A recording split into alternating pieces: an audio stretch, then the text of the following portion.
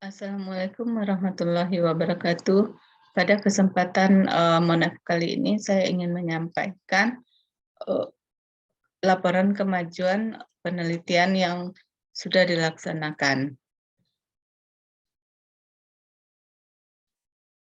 Judul penelitian yang dilaksanakan adalah pemanfaatan bakteri asam laktat dari isolat sauerkraut sebagai alternatif starter minuman probiotik. Nah, pendahuluan. Satu, latar belakang. Bakteri asam laktat mempunyai peranan esensial hampir dalam semua proses fermentasi makanan dan minuman. Asam laktat adalah asam hidroksi organik yang tersebar secara luas di alam. Bakteri asam laktat sering ditemukan secara alamiah dalam bahan pangan. Bakteri ini terdistribusi pada susu, daging segar, sayuran, serta produk-produk lainnya. Peranan utama bakteri asam laktat adalah sebagai kultur starter produk-produk yang melibatkan proses fermentasi untuk memperoleh produk akhir dengan potensi tinggi, menstabilkan produk-produk sehingga diperoleh cita rasa yang khas, serta untuk mengawetkan produk yang diinginkan, menurut Smith dan Barnes 2007. Beberapa sumber mengatakan bahwa buah dan sayuran juga banyak mengandung bal. Nah, saat ini beberapa asam laktat telah berhasil diisolasi dari makanan fermentasi. Di antaranya adalah dari cabai rawit, Rustam 2013, asinan sawi, Rahmawati, markisa kuning, markisa ungu, namun belum ada yang menjadikannya sebagai starter dalam pembuatan minuman probiotik, khususnya yogurt.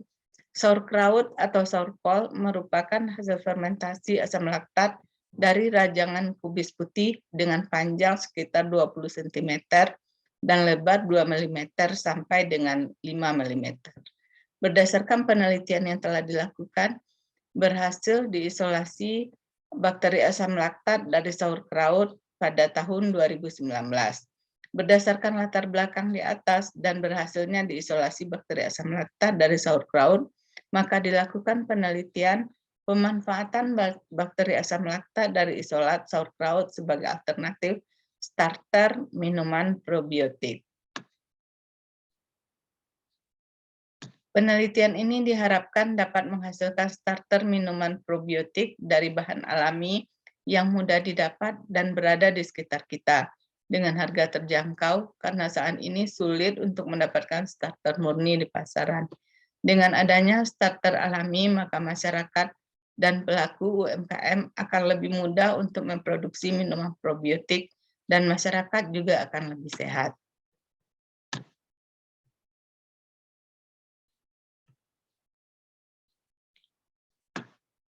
Tujuan penelitian.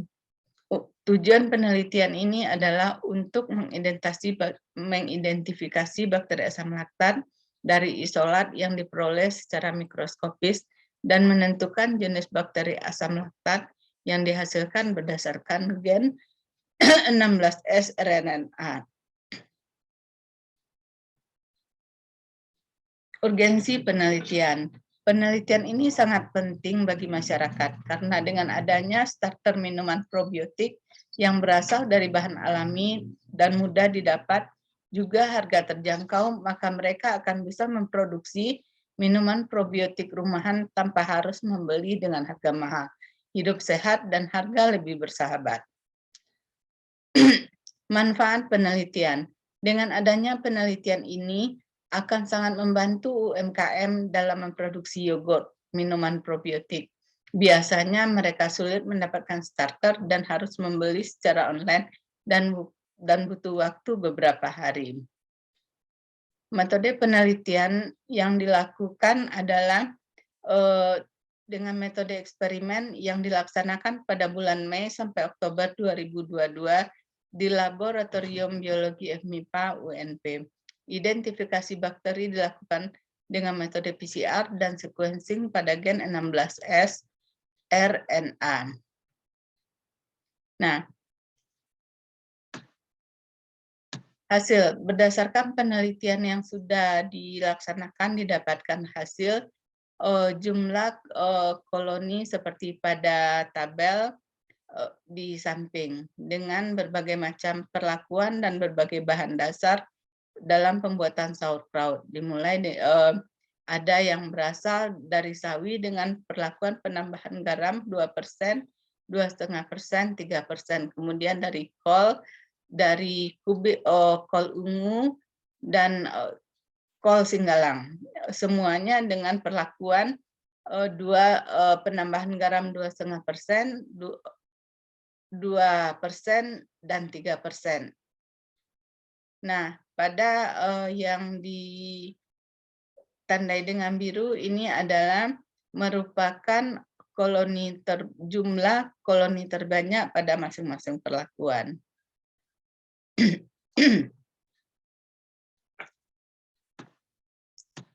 Hasil dari tabel di atas dapat diketahui bahwa jumlah koloni bal terbanyak terdapat pada perlakuan dengan bahan dasar kol ungu dengan penambahan garam 2,5% pada pengenceran 10/6 dengan jumlah koloni rata-rata 270 koloni. Sedangkan jumlah koloni paling sedikit terdapat pada perlakuan dengan bahan dasar sauerkraut sawi dengan penambahan garam 2% pada tingkat pengenceran 10/6 dengan rata-rata jumlah koloni 23 koloni.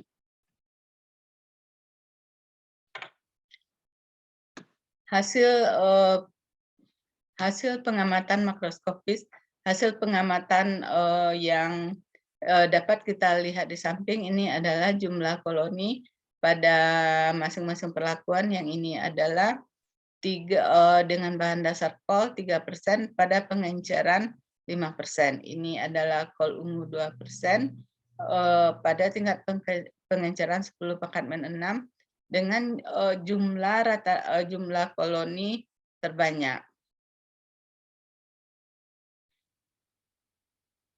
Hasil pengamatan makroskopis yang untuk perlakuan A2 ini adalah didapatkan hasilnya dari pengamatan makroskopisnya adalah bentuk bakteri adalah sirkular, tepian entir, elevasi konveks, dan warna putih.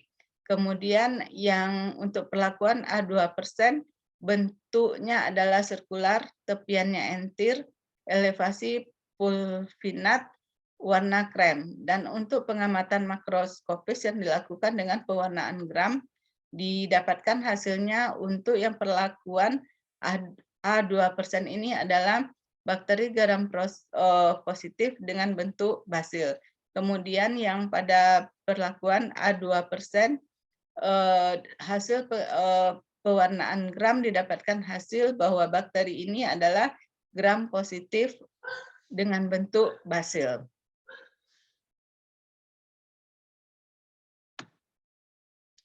Nah, dari sini dapat kita simpulkan bahwa berdasarkan penelitian yang telah dilakukan, yaitu tentang isolasi dan identifikasi bakteri asam laktat dari sauerkraut, dapat disimpulkan.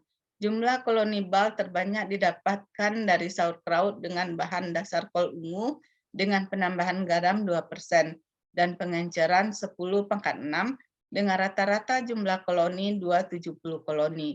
Sedangkan jumlah yang paling sedikit didapat pada bahan dasar sawi dengan penambahan garam 2% pada tingkat pengenceran 10/6 dengan jumlah rata-rata koloni 23 koloni. Untuk identifikasi selanjutnya akan dilakukan sequencing dan identifikasi jenis bakteri dengan metode PCR.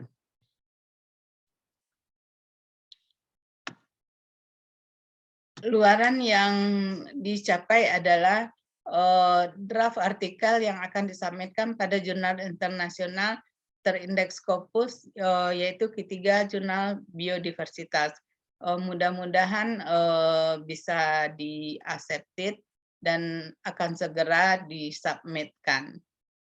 Setelah identifikasi selesai akan langsung disubmitkan artikel pada jurnal ini. Ini adalah pelaksanaan kegiatan dalam bentuk logbook yang bisa dilihat pada gambar ini. Dan ini adalah realisasi anggaran dana 70%.